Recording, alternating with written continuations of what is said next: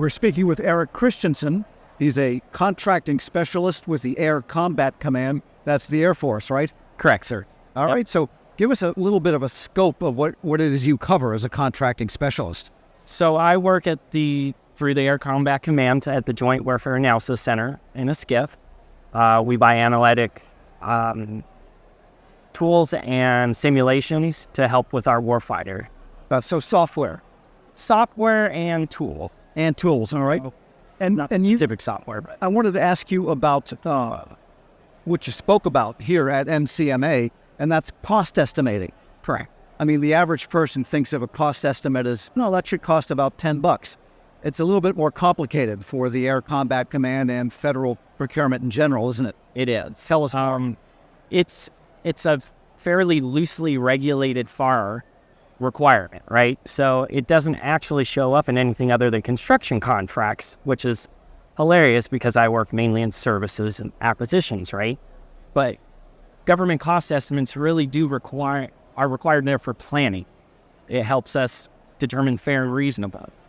Now, when you have quotes come in for largely firm fixed price procurement, which is what most of us think of when we think of contractings, you're not looking at indirect labor rates. You're not looking at fringe benefits. You're not looking at those types of estimates.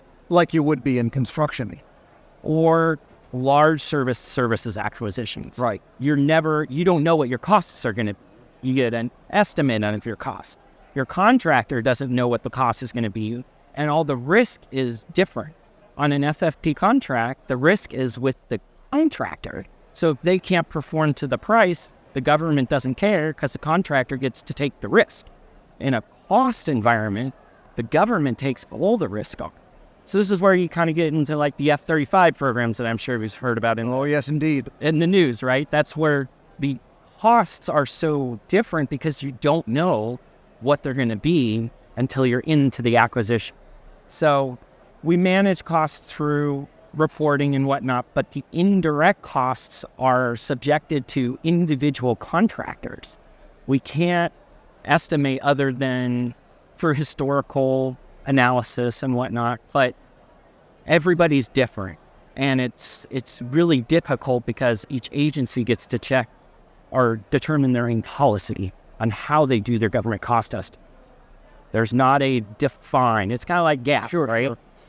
Everybody does a little different. But even in a fixed price situation, you still want accuracy because you really don't want your contractor taking a bath because ultimately it's going to come back and affect the government even in that situation. Correct. So yeah, in FFP, right, the contractor gives their best risk included price, right? And the government accepts it unless there's some very different situation that arises, like with inflation.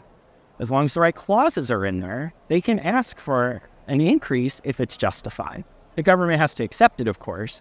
But, if you have a 7% inflation rate, nobody's going to predict that in anybody's cost estimate. Understood. Okay, so we've set the scene here. We're speaking with Eric Christianson. He's a contract specialist with Air Combat Command, and you have developed something called the Independent Government Cost Estimate Tool. Correct. So what is that, and how does it help? So it's a simple Excel spreadsheet, right? And it's meant to more standardize, but be as flexible as it can be in multiple different environments, right? It's not a catch-all tool, but you can change all of the different parameters and have it all rolled up, ready to go and be signed off by whoever your people are. It really is geared more towards the cost, which has indirects, the fringe, the overhead rates. In our particular environment, we are in between two very significant labor pooled areas, DC and Richmond, but we're in the middle. Nobody wants to come to the middle, and we have to pay for people to come to the middle. So our cost estimates were 20-30% low, which created all sorts of havoc, as you can imagine, in planning and finances and everything. Yep. So we instead built in our own rate to this tool. And it's like, well, historically, we've been short. So let's use our historical shorts to make up the difference so that we can actually accurately plan what our costs are going to be. And So you've corrected for sort of an ongoing bias and try to get that out of the system. Correct. So based on historical analysis, and that was across small business and large business, it was not dependent on one of the two. Whereas the indirect rates, small businesses don't have to show because they're really not in the cost. But the large businesses, Lockheed's and Khakis of the world, right? They have their independent FPRR rates that DCMA approves.